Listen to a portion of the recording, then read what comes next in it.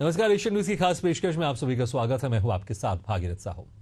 साल 2025 के जनवरी से जुलाई में ही मौसम ने ऐसा सितम ढाया कि चारों ओर त्राही त्राही मच गई। इन 7 महीनों में 1626 लोगों की मौत हुई और 1,57,000 हेक्टेयर फसलें बर्बाद और हजारों मवेशियों का नुकसान हुआ। इससे जले पर खाज ये है कि अगले 24 घंटों में पूर्वी उत्तर प्रदेश समेत लगभग 35 जिलों में भारी बारिश की संभावना है। और क्या क्या कहते हैं मौसम विभाग के आंकड़े, आज हम इसी का विश्लेषण करेंगे और इसके तमाम पक्षों को समझने की कोशिश करेंगे। तो आइए शुरू करते हैं।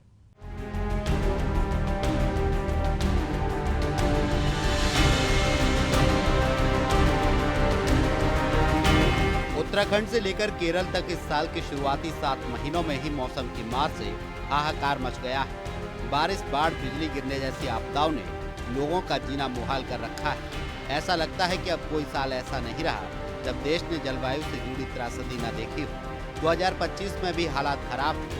उत्तराखंड के उत्तरकाशी में धराली गांव में बादल फटने से अचानक बाढ़ आई और पूरे गांव को उजाड़ दिया।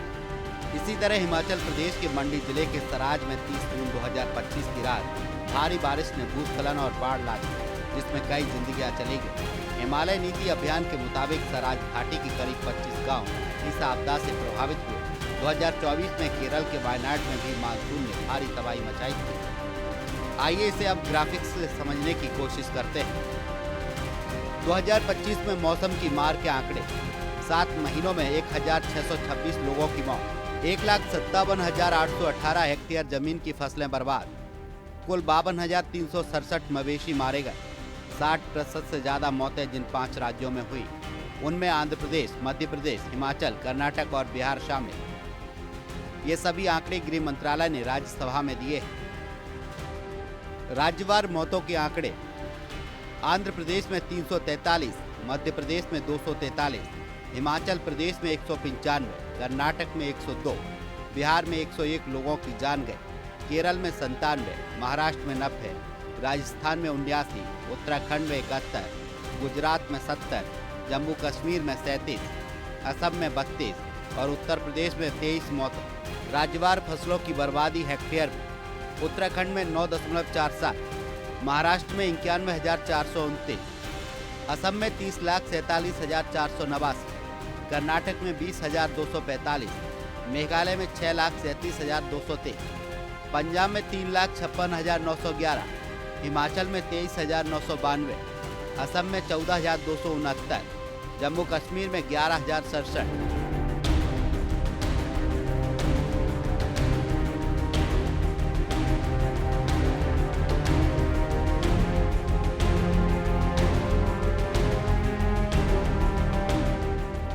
ये आंकड़े हमारे नहीं बल्कि गृह मंत्रालय की ओर से राज्यसभा में पेश किए गए हैं। ऐसे में आसानी से समझा जा सकता है कि मौसम की मार कितनी घातक रही होगी। पूरे देश में 1626 मौतों में आंध्र प्रदेश में 343, मध्य प्रदेश में 243, हिमाचल प्रदेश में 195, कर्नाटक में 102 और बिहार में 101, तो केरल में 97, महाराष्ट्र में 90, राजस्थान में 79, उत्तराखंड में 71, गुजरात में 70, जम्मू कश्मीर में 37, असम में 32 और उत्तर प्रदेश में 23 मौतें रिकॉर्ड की गई। कुल मौतों में 60% से ज़्यादा सिर्फ आंध्र प्रदेश, मध्य प्रदेश, हिमाचल, कर्नाटक और बिहार में हुई।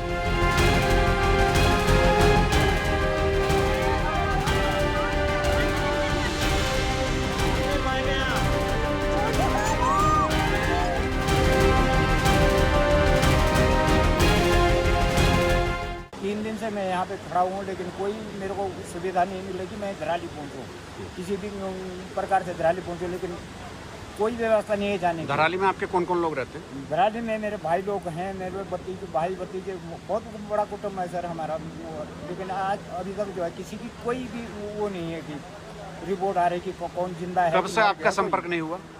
वो जिस दिन ये आपदा आई उस दिन 7 बजे से अब तक कोई संपर्क नहीं हुआ। आप अपने घर वापस भी नहीं जा पाए गगनानी से? कैसे जाएं सर?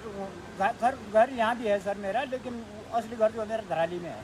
कौन कौन लोग हैं परिवार में, बताइए। परिवार में मेरे माँ जी हैं, भाई हैं, भतीजे हैं और चाची, चाचा बहुत बड़ा परिवार है सर हमारा, लेकिन अब करूँ क्या, मैं तो यहाँ पे ऐसा फंसा हुआ हूँ, कोई बात नहीं। मैं आज ये सोच रहा था कि भटवाड़ी जाता हूँ, भटवाड़ी की हेली सेवा मिल जाए तो उससे निकल जाता हूँ, लेकिन आज भटवाड़ी में भी हेली सेवा नहीं हो रही। यानी परसों से आपका कोई संपर्क नहीं कोई परिवार से? संपर्क नहीं हुआ सर, वो 7 बजे से कोई संपर्क ही नहीं हुआ उनसे। बस सभी एजेंसियां हमारी वहाँ पर काम कर रही है, सेना के लोग भी काम कर रहे हैं, बचाव और राहत के काम में आईटीबीपी लगी है, एनडीआरएफ, एसडीआरएफ और स्थानीय लोग, सभी लोग आगे आकर, हमारे जनप्रतिनिधि भी, सभी लोग बचाव के काम में लगे हैं। कल लगभग 130 के लगभग लोगों को रात को रेस्क्यू किया गया है और अभी लगातार खोजबीन जारी है। रास्ते में चूँकि काफ़ी ज़्यादा मौसम खराब होने के कारण से अनेक स्थानों पर मार्गों का जो संपर्क है वो कट गया है और कुछ पुल भी जो है क्षतिग्रस्त हो गए हैं। उसके कारण से वहाँ पर पहुँचना भी मुश्किल हो रहा है, लेकिन उसके बावजूद भी सभी एजेंसियां, सभी लोग जो वहाँ पर पहुँच गए हैं, रेस्क्यू के काम में लगे हैं। हमने राज्य के स्तर पर भी 10 डिप्टी एसपी, 3 एसपी और लगभग 160 पुलिसकर्मी भी इस काम में लगाए हैं जो राहत और बचाव के काम को करेंगे। इसी प्रकार से आपदा राहत का जो परिचालन केंद्र है देहरादून का, वो 24 घंटे काम कर रहा है, 24 घंटे समन्वय बना रहा है। वहाँ से 3 वरिष्ठ अधिकारी भी इस आपदा के लिए डिप्यूट किए गए हैं, जो यहाँ पर पहले अपनी सेवा देकर गए हैं डीएम के रूप में या अन्य किसी जिम्मेदारी पर यहाँ पर रहे हैं। गृह सचिव श्री शैलेश बगोली को पूरे 24 घंटे के लिए आपदा परिचालन केंद्र का वहाँ पर समन्वय का काम उनके पास है। वो सभी से बात कर रहे हैं, सभी एजेंसियों से, सभी प्रकार की आपदा प्रबंधन जो हमारा डिपार्टमेंट है वो सभी प्रकार के जो नए इक्विपमेंट्स हैं उनको उपलब्ध कराने का काम कर रहा है। सेना के हेलीकॉप्टर भी तैनात हैं। जैसे ही ये जो मौसम ठीक होता है तो वो सेना के हेलीकॉप्टरों से भी रेस्क्यू अभियान किया जाएगा। भोजन पैकेट इत्यादि बनाए गए हैं, भोजन सामग्री की कमी न हो, डॉक्टरों की टीम भी बनाई गई है। इसके साथ साथ खाद्य विभाग भी पूरी तरह से एक्टिवेट है।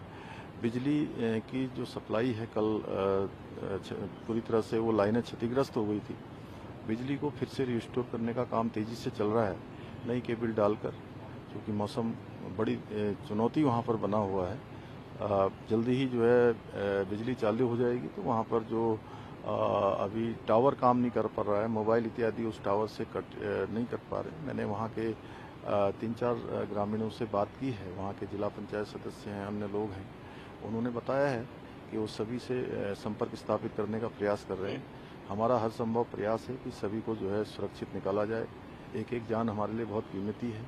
मेरा धराली गांव फिर से जो है, धराली नगर फिर से जो है अच्छी स्थिति में आए, सभी व्यवस्थाएं वहां पर फिर से व्यवस्थित हों, उसका हम प्रयास कर रहे हैं। मैं आदरणीय प्रधानमंत्री जी का भी धन्यवाद करता हूं। कल भी उन्होंने हर संभव मदद का, सहायता का और आज भी पूरी जानकारी ली है।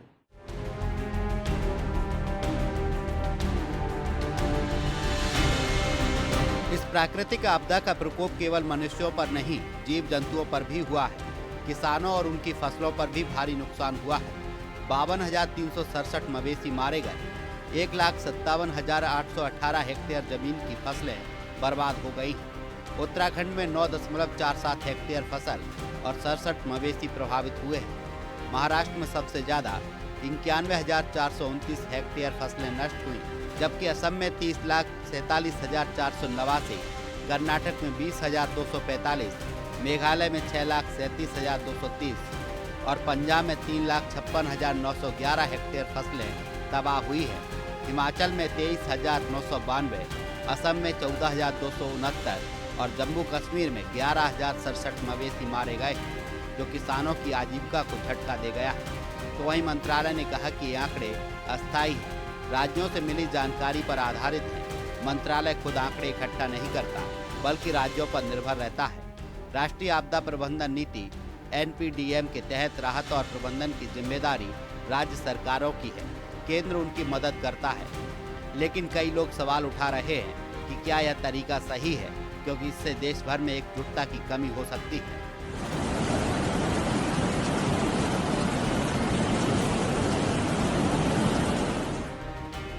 सरकार ने लोगों को बिजली और तूफान से बचाने के लिए सरकार ने कदम उठाए।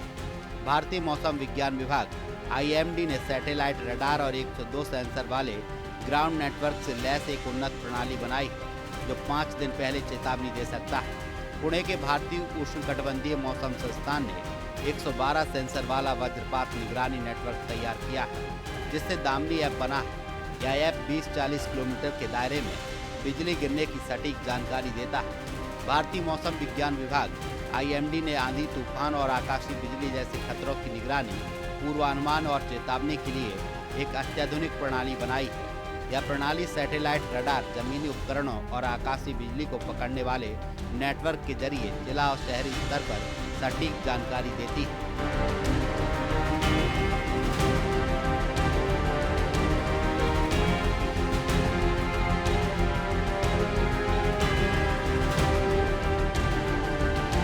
ये तो बातें थी मौसम की मार की। अब जरा मौसम विभाग की चेतावनी पर एक नजर डालें तो आप भी हिल जाएंगे। मौसम विभाग के मुताबिक उत्तर प्रदेश में मानसून एक बार फिर सक्रिय होने वाला है। अगले 24 घंटे में पूर्वी उत्तर प्रदेश समेत लगभग 35 जिलों में भारी बारिश की संभावना है। पश्चिमी उत्तर प्रदेश के मेरठ, शामली, सहारनपुर में गरज के साथ बारिश और बिजली गिरने की आशंका है। मौसम विभाग के अनुसार 15 अगस्त को तेज हवाओं के साथ बारिश हो सकती है। लखनऊ में भी आंशिक बादल छाए रहेंगे। वहीं आगरा, अलीगढ़, मथुरा और आसपास के जिलों में बौछारें पड़ सकती हैं। मौसम विभाग का पूर्वानुमान है कि इन शहरों में आने वाले 15 अगस्त को तेज हवा के साथ बारिश हो सकती है। उससे पूर्व 11 से 14 अगस्त तक आंशिक बादल छाए रहने और बौछार पड़ने का पूर्वानुमान है।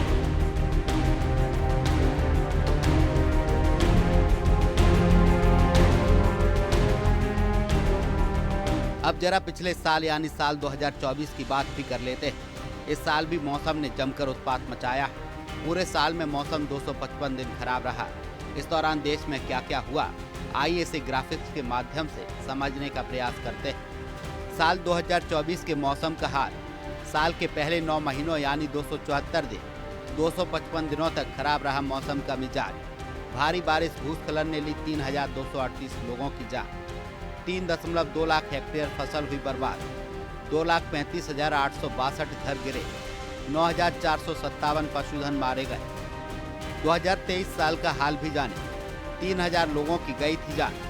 235 दिन खराब मौसम दर्ज किया गया। 1.84 लाख हेक्टेयर फसलें तबाह हुई। 80,293 घर क्षतिग्रस्त हुए। 92,519 पशुधन मारे गए।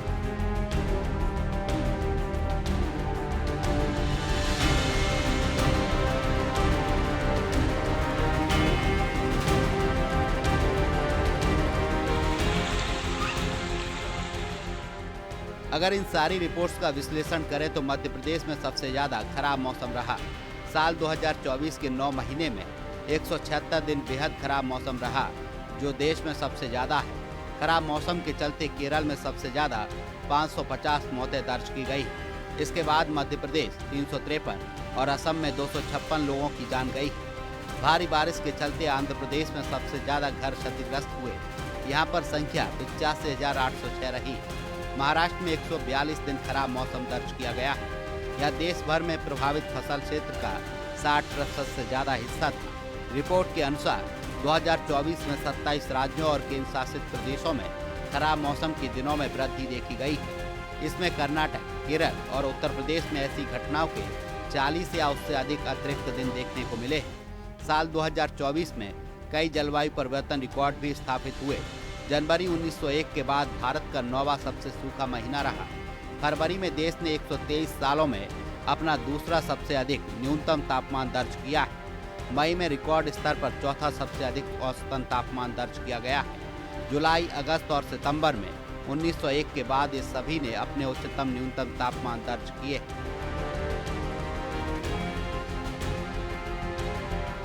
मौसम की मार का हाहाकार यहीं नहीं थमने वाला, ये आगे भी जारी रहेगा।